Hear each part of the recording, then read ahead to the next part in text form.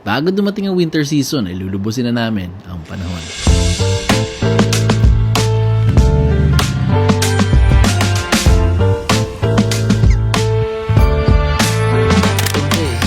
Camping kami ni Karen sa may Wilson's Prom. Enjoy ko lang yung birthday ko sa beach. Normally naman pagka birthday ko ganun lang ginagawa. Out of town. Even sa Pilipinas, ganun lang din naman ginagawa ko. Yun, tara. Sama kayo sa amin. Pakita namin sa inyo yung ganda ng Wilson's Prom.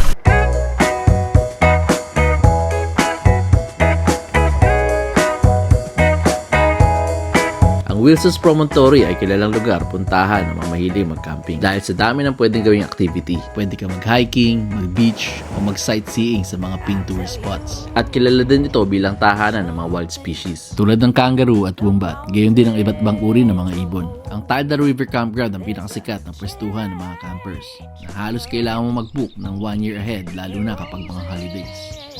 Meron silang 484 camping at caravan sites na pwede mong ma-book online. Nagkakahalaga ito ng $34 per day. Madalas fully book ang lugar na to dahil sa angking ganda at linis ng kapaligiran. Well-maintained ang lugar. Ito na kami after 3 hours of biyahe. Napakaganda rito sa Wilson's Prom. Ito yung napareserve kong pwesto. Tapos din yung view namin.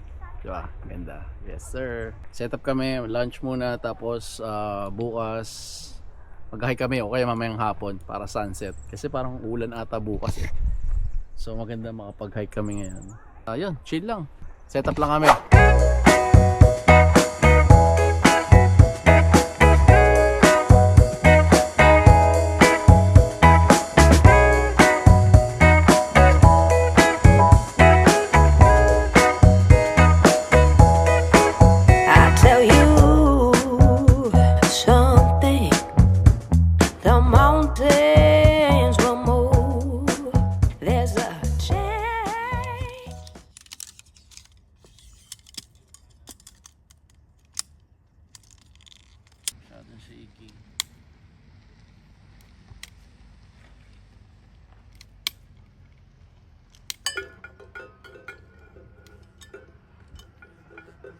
Habang busy siyang nagpapahinga, sinimulan ko na magluto ng tanghalian.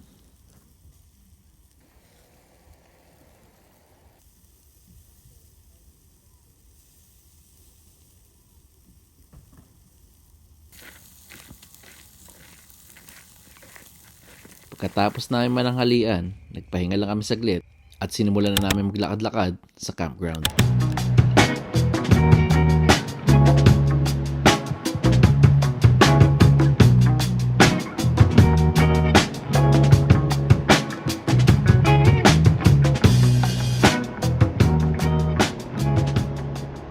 Ilang minuto, pagbalik namin sa pwesto, sa sobrang dilim, nagulat na lang kami ba't nagagalawan ang mga gamit namin.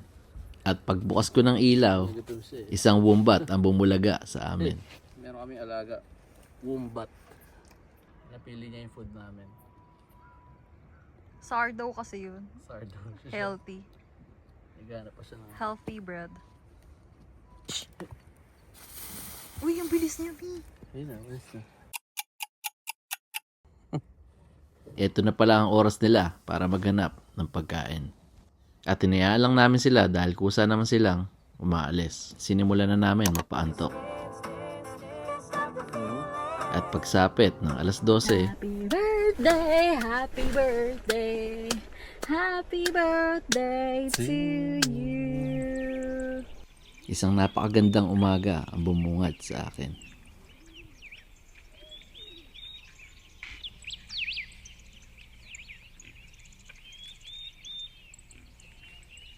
Sinimulan ko na magluto ng almusal dahil sigurado ko mapapagod kami buong araw.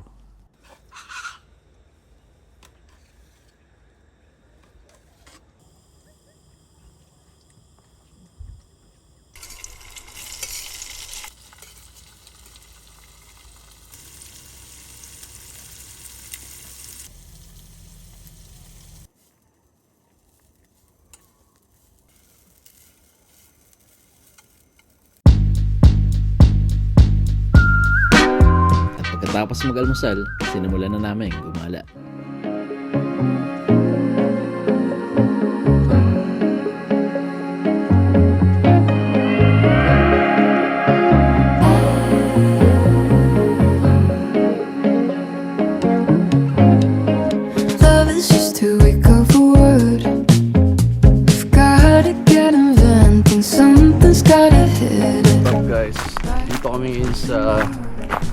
Picnic Bay sa may Wilson's Prom.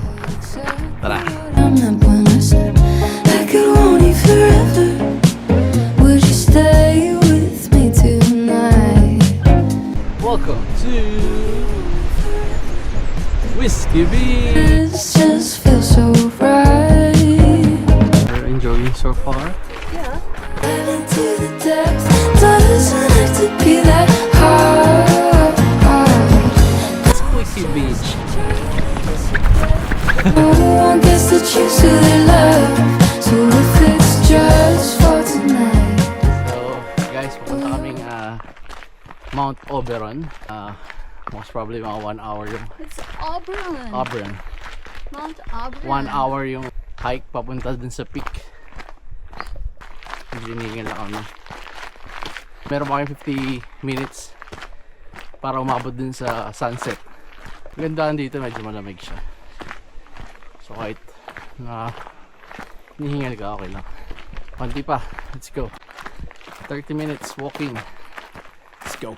Last stage. Maybe you're good. Tingnan lang.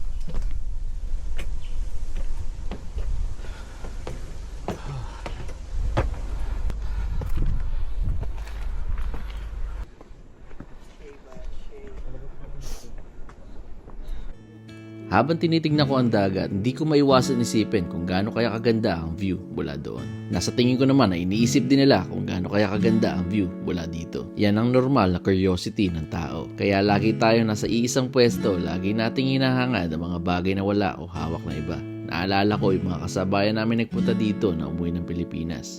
Magkakaiba tayo ng landas. Maaring maganda ang buhay ng iba dito na di para sa'yo. May iba-iba tayong definition ng success. At ikaw lang ang makakasagot ng para sa'yo. At one point, either ginagawan mo na ng paraan o nandun ka na. Basta matuto ka lang makontento. Magiging masaya ka sa outcome. Dahil ang pinakamagandang view ay kung saan ka kasalukuyang nakatayo.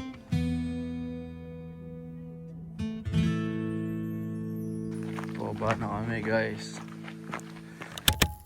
At dahil sa sobrang pagod, kailangan masarap din ang hapunan. Makalipas ang ilang oras, knockout na kami sa pagod.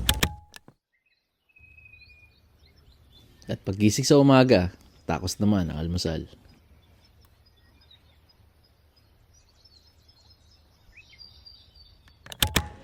Isa sa nagustuhan ko sa lugar na to ay napaka-kid friendly. Maaari mo silang hayaan magtatakbo sa lugar na alam mo ligtas sila. Saan ka ba makakita ng camping site na may sinahang pambata? Bigla ko nilang naisip, maganda rin palang i-document ang buhay namin habang wala kaming mga anak. Dahil sinisiguro ko balang araw magtatanong din sila kung anong klaseng buhay ang meron kami nung wala pa sila.